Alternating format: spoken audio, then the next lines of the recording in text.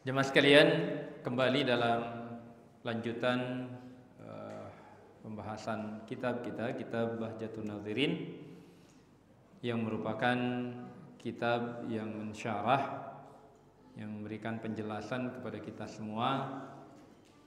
Ada hadis-hadis Nabi Sallallahu Alaihi Wasallam yang terdapat dalam kitab Riyadhus Shalihin min kalam Sayyidil Mursalin, yang ditulis dan disusun oleh Imam An-Nawawi rahimahullahu ta'ala. Hadis kita malam ini, atau kita sudah berada di hadis yang ke-125 atau hadis ke-9 pada bab yang ke-13. Babun fi bayani kasrati turuqil khair. Bab penjelasan tentang banyaknya jalan-jalan kebaikan. Anhu anin Nabi sallallahu alaihi wasallam.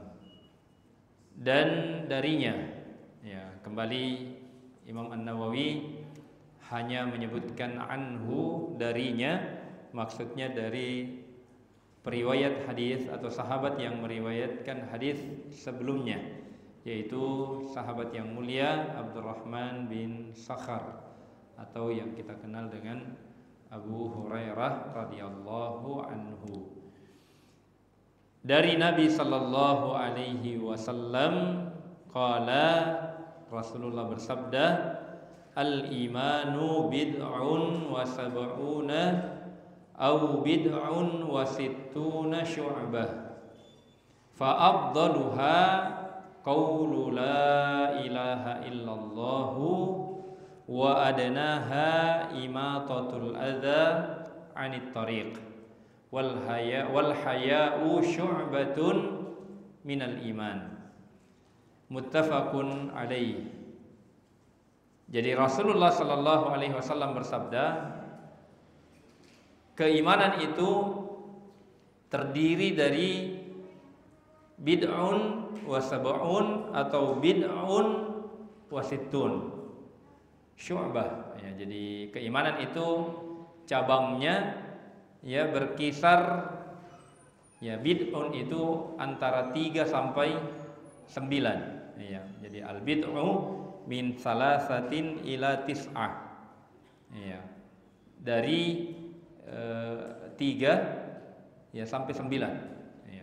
Jadi ya, kalau dikatakan bid'un itu artinya antara 3 sampai 9, ya, sekitar itu. Ya, jadi keimanan itu cabangnya sekitar, ya, sab'un itu 70, jadi antara 73 sampai 79, ya, cabang dari keimanan, atau ya situn, ya, 63 atau sampai 69 cabang, ya. Fa afdaluha, yang paling afdal dari cabang-cabang keimanan itu adalah qaulu la ilaha illallah. Jadi yang paling tertinggi adalah ucapan kalimat tauhid, kalimat la ilaha illallah, ya, yang disebutkan oleh para ulama kita, makna yang paling tepat, ya, pada kalimat la ilaha illallah ai la ma'buda li haqqin illallah, ya, tidak ada yang benar disembah, ya, tidak ada yang berhak untuk disembah kecuali Allah Subhanahu wa taala. Karena kalau kita mengatakan tiada Tuhan selain Allah, apalagi kalau terminologi bahasa Indonesia, jemaah sekalian, itu beda antara Tuhan huruf T-nya besar dengan Tuhan huruf T-nya kecil. Iya. Ya, entah apa perbedaannya, yang jelas kalau di tatanan bahasa Indonesia itu ada ternyata perbedaannya. Iya. Jadi kalau orang salah tulis tiada Tuhan, maksudnya huruf kecil, nah itu beda dengan tiada Tuhan yang huruf T-nya besar. Nah, ya. Tapi ala kulli hal jemaah sekalian, ya, ya, la ilaha illallah, la ma'buda bihaqqin, tidak ada sesembahan yang benar kecuali Allah, ya, ini kita menafikan seluruh bentuk sembahan apapun yang disembah. Ya. Jadi beda halnya kalau kita hanya mengatakan ya tidak ada Tuhan selain Allah, ya, itu bisa jadi pembatasan hanya untuk umat Islam, ya. Adapun kalau dikatakan la ma'budu bihaqqin illallah, nah ini mencakup siapapun, ya. Orang di luar Islam atau di dalam Islam, ya, itu mencakupi dari kalimat ini, ya, karena ya, para ulama kita mengatakan begini, apakah orang-orang di luar Islam itu juga diazab dengan diazab dengan perkara-perkara yang khitabnya itu untuk kaum muslimin, ya. Jadi umpamanya jemaah sekalian, kalau kita katakan ya orang-orang yang beriman, ya mukmin yang mengaku beriman, maksudnya yang pernah mengucapkan kalimat la ilaha illallah, kemudian dia itu berzina, ya itu jelas, ya dia fasik namanya, ya beriman tapi melakukan dosa, ya. Ini jelas baik hukum dunianya, ya juga hukum akhiratnya. Kalau hukum dunia kan laki-laki yang berzina, kalau dia gairu muhsan, ya artinya dia belum menikah, ya maka dia dicambuk, ya dicambuk, ya fajliduhum samanina jaldah, ya cambuklah mereka dengan 80 kali cambukan, ya. Wala ta'khudhukum bihima ra'fatun fi dinillah, dan jangan cambuknya itu cambuk yang pelan-pelan, ya. Jadi kalau hukum Islam itu jemaah sekalian algojo yang memang ditugaskan untuk mengeksekusi itu kalau diseleksi itu memang yang tidak punya rasa kasihan, ya. Jadi pernah terjadi di beberapa zaman, ya tabiin, ada algojo yang mungkin terbawa kasihan melihat yang dihukum ini, itu cara mencambuknya itu ya begini, ya. Nah begitu dilihat oleh khalifah, ya berdasarkan ayat ini, ya wala ta'khudhukum bihima ra'fatun fi dinillah, jangan kalian dikalahkan oleh rasa kasihan kalian terhadap hukum-hukum Allah, maka diperintahkan untuk cambuknya itu ya keras sekali. Ya, artinya tangannya itu kan dilihat, ya kalau orang mencambuk seperti ini ya mungkin tidak terlalu keras, tapi kalau cambukannya sudah tinggi tangannya, itu berarti ya memang tidak boleh ada rasa kasihan, ya. Ya. Kemudian dicambuk 80 kali dan diusir dari kampungnya, ya. Dan adapun muhsan yang sudah menikah kemudian berzina, maka itu dengan rajam, ya. Tapi ya apakah ini hanya berlaku untuk orang-orang yang beriman? Ya. Ternyata para ulama mengatakan orang yang tidak beriman pun kalau dia di bawah hukum Islam, artinya dia hidup di bawah pemerintahan kaum muslimin dan dia berzina, maka tetap dijatuhi hukuman, ya. Jadi ini kata para ulama kita, orang-orang musyrik pun, orang-orang yang tidak beriman pun itu ya diazab oleh Allah dengan hukum-hukum detail, ya. Jadi kan ada sebagian ulama mengatakan ya kalau orang-orang yang tidak beriman kan tertutupi dengan kekufurannya, ya. Dia tidak mendetail lagi. Nah ini jamaah yang dimuliakan oleh Allah Subhanahu wa taala. Ya. Jadi di sini dikatakan yang paling afdal dari keimanan itu, cabang keimanan itu adalah la ilaha illallah. Ya, jadi kalimat tauhid. Wa adnaha dan yang paling terendah dari cabang-cabang keimanan adalah imatatul adza anit thariq, menghindarkan gangguan dari jalanan. Wal haya'u syu'batun minal iman, dan rasa malu itu adalah salah satu cabang dari keimanan.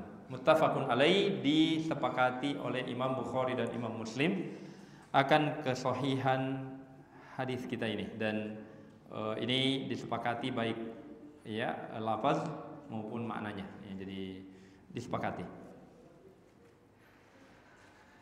Jamaah yang dimuliakan oleh Allah Subhanahu wa taala, ada gharibul hadis, asy-syu'bah al-qit'atu wal ghusnu minasy-syajarah wa far'u kulli aslin wal muradu al-khislah. Ya, jadi kalau dikatakan syu'bah, ya, keimanan itu entah 73 sampai 79 atau 63 sampai 69 cabang syu'bah, ya, itu kalau bahasa Arab al-qit'ah, potongan. Ya, potongan-potongan atau kalau kita lihat pohon, maka ranting dari pohon itu disebut juga dengan syu'bah, ya, rantingnya. Dan yang dimaksud di sini syu'bah artinya bahagian. Jadi 73 atau 79 bahagian dari keimanan itu. Al-haya'u khuluqun yub'ats ala ijtinabi al-qaba'ih wa yumna minat taksir fi haqqi dzil haqqi. Jadi al-haya yang biasa kita terjemahkan dengan malu, dia ini adalah satu akhlak, satu perangai yang ya tentunya membuat pelakunya menjauhi hal-hal yang terhina, ya, menjauhi hal-hal yang yang rendah, yang terhina, dan ya juga lebih dari itu mencegah, ya, jadi orang yang punya al-haya ini itu mencegah dirinya dari tidak memenuhi hak, ya, orang-orang yang berhak secara penuh, ya. Jadi jemaah sekalian, ya, kenapa jawabannya syukran itu adalah afwan, ya. Kalau kita belajar bahasa Arab, ya, kalau orang berkata kepada kita syukran, jawabannya itu adalah afwan, ya. Terima kasih kalau kita terjemahkan, tapi jawabannya maaf, ya. Apa sebenarnya relevansinya? Ini dikaji oleh para ulama kita. Kenapa cocoknya dengan afwan? Ya, itu artinya, ya, apa yang kita lakukan itu masih kurang sebenarnya. Ya, jadi kita berbuat baik, orang mengucapkan syukran kepada kita, jawaban kita itu mohon maaf karena kebaikan yang saya lakukan itu belum sempurna. Ya. Jadi kadang, ya, kita sudah merasa ketika kita melakukan kebaikan kepada seseorang, ya, kita sudah merasa paling berjasa, ya, paling paling baik, ya. Kadang kita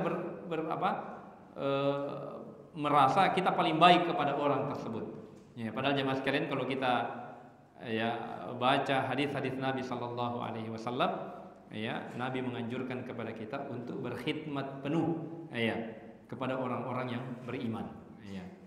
Jadi sampai-sampai Rasulullah mengatakan, ya, kalau bisa kita yakinkan diri kita, tidaklah yang memakan sedekah kita kecuali orang yang bertakwa, ya. Hendaklah, kata Rasulullah, wala ya'kulu ta'amaka illa taqiyun. Hendaknya kita harus yakinkan ketika kita bersedekah, yang merasakan manfaat sedekah kita itu adalah memang orang-orang yang bertakwa. Karena apa? Ya, kita dalam bersedekah kita mau aliran pahala, ya. Jadi kalau kita bersedekah, ya, kemudian kita tahu dia tidak sholat, ya, maka ini, ya, rugi sebenarnya, ya. Kita rugi bersedekah kepada orang yang tidak sholat, ya. Kalau kita sudah tahu, ya, dia mungkin secara, ya, pengakuan dia muslim, ya, tapi kita tidak pernah lihat dia sholat, atau mungkin, ya, minum minuman keras, ya, atau berzina, atau melakukan kemaksiatan, maka rugi kita bersedekah kepada orang yang seperti ini, ya. Maka kalau kita bisa yakinkan diri kita, yang kita sedekahi itu adalah orang yang memang menjalankan, ya, perintah-perintah Allah Subhanahu Wa Taala, maka itu yang paling afdal. Karena apa? Ada syarik, ada tambahan kebaikan yang bisa kita, ya, dapatkan, ya, dari kebaikan-kebaikan yang mereka lakukan. Kita memfasilitasi, kita yang membuat dia melakukan kebaikan.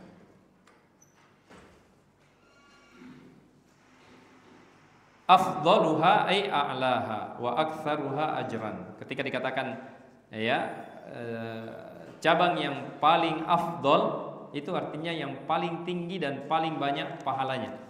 Jadi jangan kita menganggap remeh ucapan la ilaha illallah. Ya, kita ucapkan terus la ilaha illallah, itu adalah yang paling terbaik. Bahkan dalam riwayat dikatakan Nabi Musa pernah ya meminta kepada Allah agar diberikan kalimat selain kalimat ini. Ya. Jadi mungkin karena umatnya Nabi Musa ini bosan dengan kalimat la ilaha illallah, maka diminta ya siapa tahu ada kata-kata lain yang selain la ilaha illallah itu. Ya. Maka dalam hadis itu dikatakan Allah Subhanahu wa taala mengatakan seandainya 7 langit berlapis-lapis dan 7 tanah berlapis-lapis ke bawah itu ditimbang dengan kalimat la ilaha illallah, maka kalimat la ilaha illallah itu jauh lebih berat ya dari semuanya. Ya. Jadi bayangkan ya keutamaan dari kalimat la ilaha illallah. Adnaha ay aisaruha, yang paling rendah atau yang paling ya aisar, yang paling mudah. Jadi kebaikan yang paling mudah, yang paling sederhana itu adalah ya ketika kita menyingkirkan gangguan, sampah atau duri dari jalan yang digunakan oleh manusia. Imatatul adza ay tanhiyatuhu wa ibaduhu. Jadi imatah ya artinya tanhiyah, artinya menyingkirkan, menghilangkan ya gangguan itu dari jalannya manusia. Fiqhul hadis, ada beberapa pelajaran yang bisa kita petik dari hadis ini. Yang pertama adalah al-imanu maratibun atau al-imanu maratibu ba'duha fawqa ba'din fil ahamiyah. Ya. Dari sisi bahasa maratib itu jamak dari martabah. Ya. Jadi martabat ya bukan pakai k ya. Kalau martabak ya makanan. Ya. Tapi kalau martabah ya itu dari bahasa Arab sebenarnya. Ya, harkat dan martabat. Ya. Itu artinya dari kata ratib. Ya. Tertib. Ya. Urutan-urutan. Ya. Jadi keimanan itu berurut. Ya.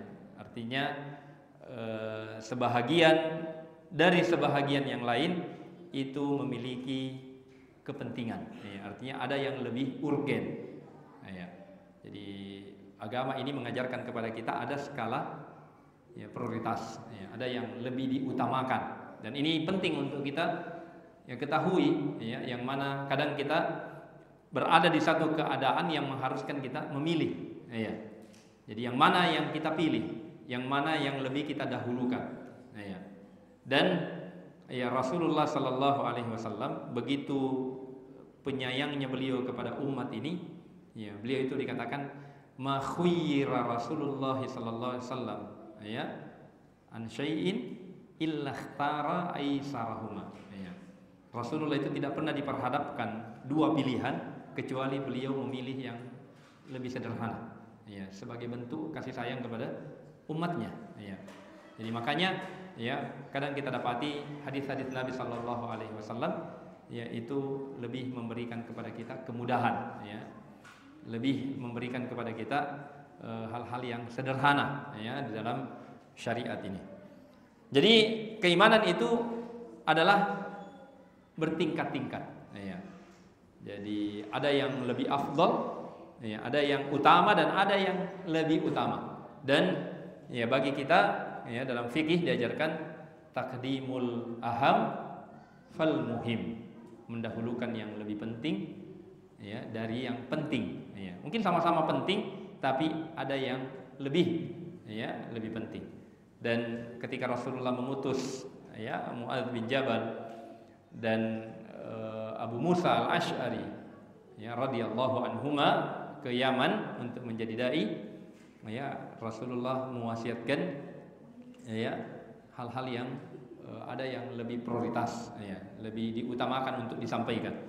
Jadi yang pertama kata Rasulullah, fa innaka ta'ti qauman ahla kitab, wahai Mu'adz engkau akan mendatangi kaum yang merupakan ahli kitab. Ya.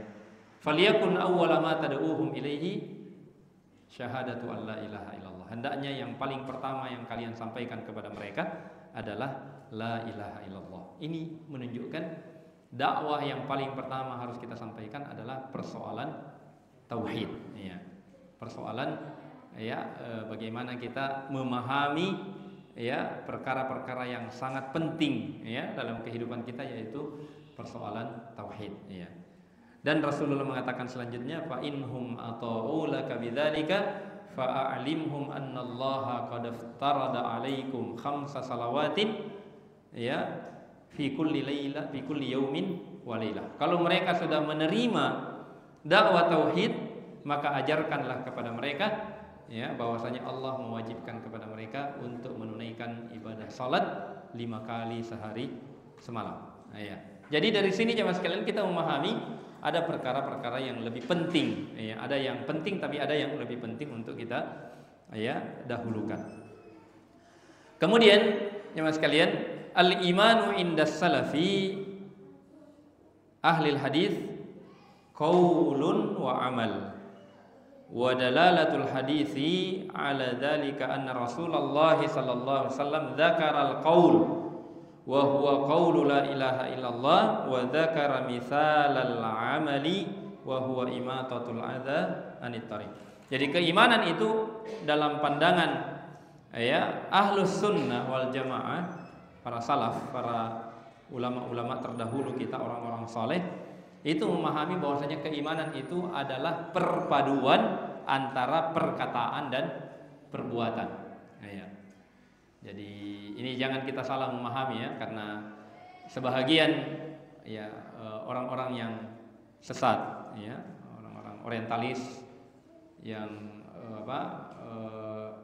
ingin meragu-ragukan kita terhadap ilmu Islam ini, mereka memisahkan antara keimanan dan antara perbuatan dan perkataan. Mereka kalian cukup mengatakan la ilaha illallah, tidak perlu beramal, Dan mereka menggunakan dalil. Nah, ini yang berbahaya. Jadi Rasulullah mengatakan kepada Abu Dzar, wahai Abu Dzar, engkau mengucapkan la ilaha illallah, maka engkau akan diampuni oleh Allah, engkau akan dimasukkan ke dalam surga. Maka sampai-sampai Abu Dzar mengulang 3 kali itu, wa in zana wa in sarak, meskipun dia berzina dan mencuri, langsung mengatakan iya. Ini yang dipakai oleh orang-orang orientalis hadis ini, meskipun mereka tidak mengetahui, tidak menjelaskan tentang sababul wurud hadis ini, bahwasanya sebenarnya ada sebab Rasulullah SAW menyebutkan hadis tersebut, memberikan kabar gembira untuk kemudian kita jangan berputus asa dari rahmat Allah Subhanahu wa taala. Nah, para ulama salaf, jadi kalau dikatakan salaf, ikhwah sekalian, itu adalah pendahulu. Jadi agama ini ibarat sungai. Sungai semakin dekat pada sumber airnya, itu akan semakin jernih. Jadi begitu juga ilmu dalam Islam ini, semakin dekat ke sumbernya, itu semakin jernih ilmu itu. Jadi Rasulullah adalah sumber dari agama ini, maka yang paling terdekat dari Rasulullah adalah para sahabat, maka ilmunya para sahabat itu adalah ilmu yang paling jernih daripada orang-orang belakangan. Jadi kenapa kita selalu diperintahkan untuk kembalikan? Jadi kita tidak bisa memahami Al-Quran dan Sunnah secara pribadi-pribadi kita. Maka kalau kita mau selamat, pahamilah Al-Quran dan As-Sunnah seperti pemahaman para salaf kita. Jadi mereka adalah orang-orang yang hidup di masa Rasulullah, menyaksikan wahyu itu turun kepada Rasulullah, menyaksikan hadis-hadis Nabi SAW disebutkan. Sehingga mereka lah orang-orang yang paling mengetahui makna di balik ayat dan hadis-hadis Rasulullah sallallahu alaihi wasallam. Inilah yang diperintahkan dalam syariat kita ini, untuk mengembalikan kepada sumbernya. Dan kalau kita ingin memahami apa itu keimanan, keimanan itu adalah perpaduan antara perkataan dan perbuatan. Ya. Ini hadis ini jemaah sekalian menunjukkan hal tersebut. Ya. Karena apa? Rasulullah ketika menyebutkan keimanan itu adalah yang paling tinggi adalah ucapan. Jadi ucapan la ilaha illallah. Ya. Jadi ini menandakan bahwasanya ucapan itu penting. Ya. Artinya jangan kita menganggap remeh ucapan. Ya. Kadang-kadang kita ini bercanda ya dalam urusan syariat sambil kita mengatakan cuma bercanda. Ya. Tapi jemaah sekalian, kata Rasulullah ya kepada Muadz bin Jabal, ketika Muadz bin Jabal bertanya, "Ya Rasulullah, apakah kita ini akan diazab karena ucapan kita?" Ya, maka Rasul mengatakan, "Sakilat ka ummuka ya Muadz." Ya, ini kata-kata yang yang sebenarnya mengherankan ya.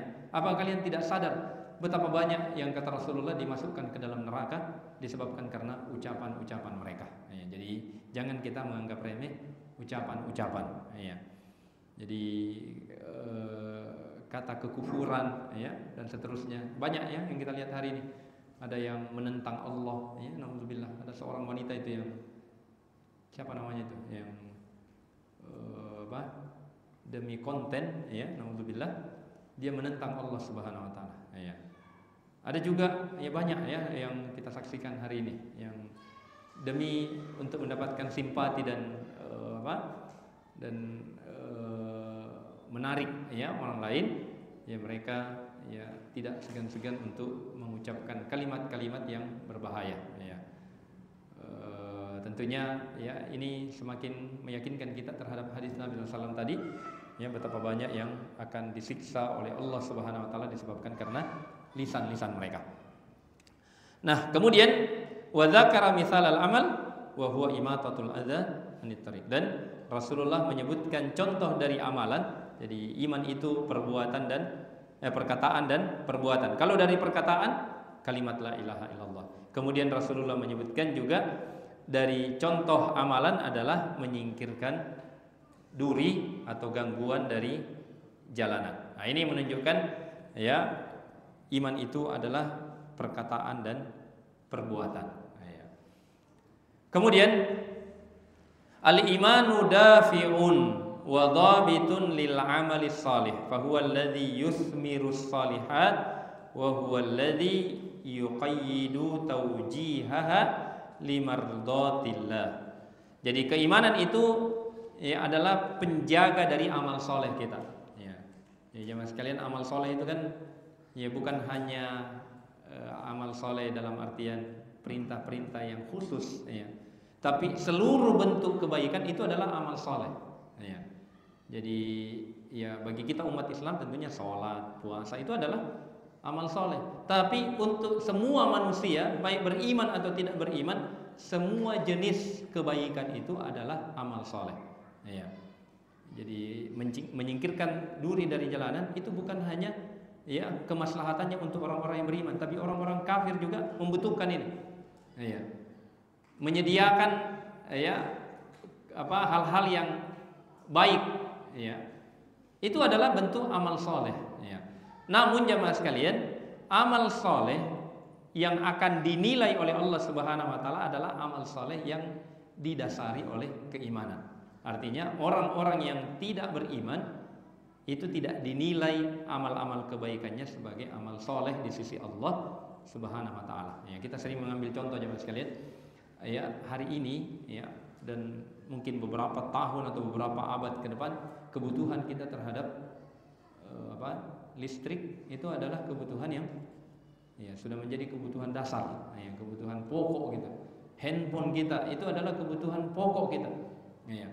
Tapi jemaah sekalian, kalau kita pikir siapa yang menemukan semua ini? Ya. Yang menemukan semuanya orang-orang kafir. Ya. Listrik ditemukan oleh Thomas, ya. Alva Edison. Ya. Kalau alat komunikasi Alexander. Ya. Ini orang kafir semua. Seandainya dia beriman, luar biasa pahalanya. Setiap yang pakai listrik, setiap yang pakai handphone itu ada mengalir pahalanya. Seandainya dia beriman. Tapi sayangnya jemaah sekalian, mereka adalah orang-orang kafir. maka ya tidak ada gunanya kebaikan-kebaikan yang mereka lakukan. Ya. Coba kita di Bulukumba saja ini jamaah sekalian, kalau musim bulan Ramadan itu ada yang orang Cina kasih buka puasa, ada ya? Iya. Yang kasih makan anak yatim. Iya.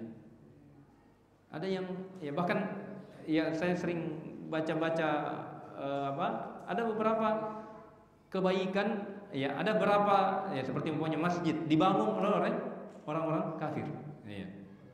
Ada bahkan travel umrah ya, sekalian itu milik orang kafir. Iya, jadi hati-hati memilih ini ya, memilih travel umrah.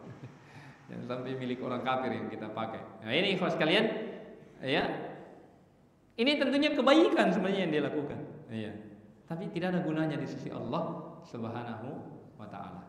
Ya. Apa yang menyebabkan? Karena mereka tidak melandasi kebaikan-kebaikan yang mereka lakukan di atas dasar keimanan. Ya. Dia tidak percaya kepada Allah. Dia tidak mengimani ya agama yang mulia ini, sehingga mereka hanya ya melakukan kebaikan tapi tidak mendapatkan balasan di sisi Allah Subhanahu wa taala. Ya. Jadi keimanan ini adalah benteng dari amal soleh yang kita ya tunaikan, yang kita lakukan. Ya. Dialah amal soleh ini keimanan inilah yang akan ya membuahkan kebaikan-kebaikan. Ya. Jadi beda itu jemaah sekalian kalau kita punya motivasi melakukan kebaikan dengan yang sekedar ya kebaikan yang kita tunaikan itu termotivasi oleh kehidupan akhirat atau hanya sekedar manusiawi. Ya. Ya, jadi kadang ada orang melakukan kebaikan itu karena kasihan. Ya. Tapi kalau punya kita melihat orang yang butuh dibantu dan memang dasarnya itu adalah keimanan, kita berharap di sisi Allah Subhanahu wa taala. Selain di dunia tentunya ada kebaikannya, tapi yang lebih penting dari itu adalah kebaikan di sisi Allah Subhanahu wa taala. Ya. Bahkan ya di antara para ulama kita ya seperti Imam Ibnul Mubarak itu mengatakan sebenarnya rugi ya atau sangat tidak berkualitas amalan kalau ada dalam hati kita, ada dalam diri kita ya menunggu balasan di dunia. Ya. Yang terbaik itu adalah ya kita maksimalkan niat kita untuk akhirat, adapun dunia ya itu akan datang dengan sendirinya. Ya. Tapi yang paling utama yang harus kita niatkan adalah apa yang dijanjikan oleh Allah di kehidupan akhirat. Ya. Makanya kadang memang dalam melakukan kebaikan kita akan mendapatkan kerugian-kerugian. Ya. Jadi jangan cari untung dari kebaikan yang kita tunaikan. Jadi seperti umpamanya salah satu bentuk kebaikan dalam Islam itu adalah memberikan utang, ya. Membantu kalau ada yang butuh. Ya. Nah, cuma ini jangan jangan disalahpahami. Ya. Artinya apa? Kalau ada orang yang butuh untuk dipinjami, kita pinjami. Dan coba bayangkan di dalam Al-Quran Allah menyebutkan kalau ya memberikan utang itu ya ini idealnya adalah dicatat dan ada jatuh tempo, ya ada yang disepakati. Ya. Tapi kalau sudah sampai jatuh ya waktu yang disepakati dan dia tidak mampu, kata Allah fa naziratun ila maisarah, diberikan tangguh lagi, artinya dikasih waktu lagi sampai dia mampu untuk membayar. Sampai kapan? Ya sampai mampu. Ya. Wa antasaddaqu khairul lakum. Tapi kalau diputihkan itu lebih baik. Ya. Nah, ini busyra bagi yang ya berhutang. Ya. Ini kabar gembira bagi yang berhutang. Ya. Tapi apakah yang memberi piutang itu ya? Nah, ini tidak boleh juga ya. Makanya idealnya utang piutang itu dicatat memang. Ayat terpanjang dalam Al-Qur'an adalah ayat utang piutang. Ya ayyuhalladzina amanu idza tadayantum bil dan seterusnya. Ya. Sampai-sampai Allah mengatakan wala tas'amu an taktubuhu sagiran aw kabiran. Jangan bosan untuk mencatat utang itu, kecil atau besarnya. Ya. Karena apa? Ini pemutus silaturahmi yang paling tajam ini. Ya, utang piutang. Ya. Banyak yang yang dulunya berkawan jadi lawan karena utang piutang. Iya. Apalagi kalau memang ya artinya begitulah Islam mengajarkan kepada kita tahu posisi kita. Memberi utang ingat keutamaannya. Kita memberi utang itu sama dengan seperduanya itu dihitung sedekah. Jadi kalau 2 juta kita kasihkan, itu dihitung 1 juta satu hari kita sedekahnya. Iya. Itu kalau kita memberi pinjaman. Yang diberi pinjaman juga ingat, ya, matlul ghani zulmun, kata Rasulullah, menunda-nunda pembayaran utang padahal dia mampu itu adalah bentuk kezaliman. Ya. Jadi tahu dirilah, ya, yang memberi utang. Ya, kalau dirasa memang kayaknya belum mampu ini ikhwan, ya, kasih tangguh lagi. Ya, ini juga yang punya utang, ya, tahu diri. Ya, tidak ada yang memberikan bantuan seperti itu. Ya, artinya kalau orang memberi itu berarti orang yang punya, ya, kebaikan, jangan dimanfaatkan kebaikannya orang lain. Ya, jadi masing-masing lah, ya. Nah, kita lanjut. Al-imanu yatajazza, walidzalika fa huwa yazidu wa yanqus, yazidu bi ta'ah wa yanqusu bil ma'siyah. Wa yanbani ala hadza anna murtakibal kabirati la yukaffir bal yanqusu imanuhu. Ya, jadi dalam pandangan para ulama kita, ulama salaf, ya, bahwasanya keimanan itu tidak menetap, ya. Kadang bertambah dan kadang berkurang, ya. Jadi bertambahnya keimanan kita itu dengan kebaikan, dengan ketaatan. Semakin taat kita kepada Allah, itu indikasi keimanan kita semakin meningkat, dan berkurang dengan kemaksiatan. Artinya kalau kita melakukan kemaksiatan, indikasi kurangnya dari keimanan kita itu adalah, ya, karena kemaksiatan yang kita kerjakan. Maka dari itu, ya, tidak ada yang stabil, ya, terus, ya, pasti kadang bertambah dan kadang, ya, berkurang, ya. Jadi ada sebagian pemahaman yang keliru yang mengatakan kemaksiatan itu tidak memiliki pengaruh pada keimanan. Ya. Jadi kadang sambil mengaku beriman sambil bermaksiat dengan sengaja. Ya, ini naudzubillah, ini tentunya pemahaman yang keliru. Kemudian jemaah sekalian, al-imanu amrun muktasab, walidzalika yanbaghi 'alal 'abdi an yata'ahhad imanahu wa yuhsinu islamahu wa yataraqqa fi madarijil mu'minin liyablugha kamalil iman. Jadi keimanan itu adalah hal yang diusahakan, ya. Jadi bukan warisan, ya. Nah, ini kesalahan kita sebagian karena, ya, bapaknya, orang tuanya muslim, karena tiba-tiba langsung muslim, ya. Nah, ini mungkin secara adat iya, tapi jemaah sekalian, iman itu, ya, diucapkan, ya, diucapkan la ilaha illallah, ya. Jadi biar bapak kita beriman, kalau kita tidak pernah mengucapkan la ilaha illallah, maka itu kita tidak dianggap mukmin, ya. Karena ini bukan warisan, ya. Dia adalah hal yang diupayakan, sesuatu yang diupayakan. Makanya bagi seorang hamba harusnya untuk menjaga keimanan itu dan memperbaiki kualitas keislamannya agar tetap berada dalam, ya, golongan orang-orang yang beriman, ya.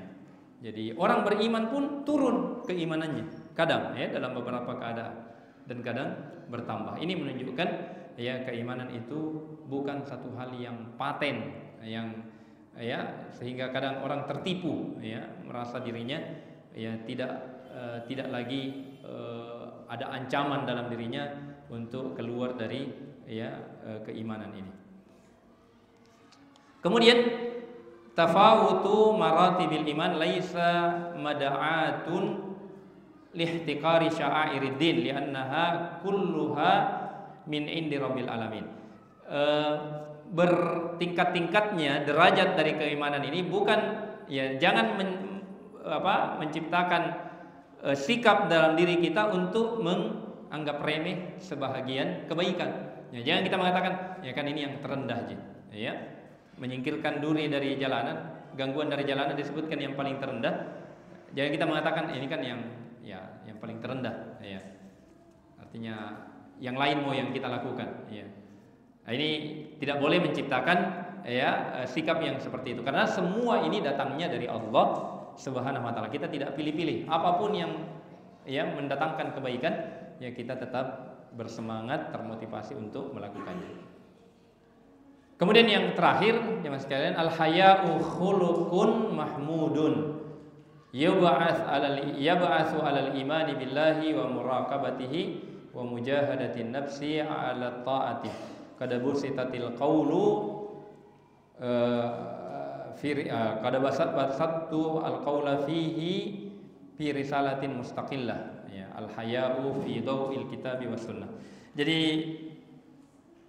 al-haya, ya, al-haya ini jemaah sekalian malu, ya, kita terjemahkan dengan malu.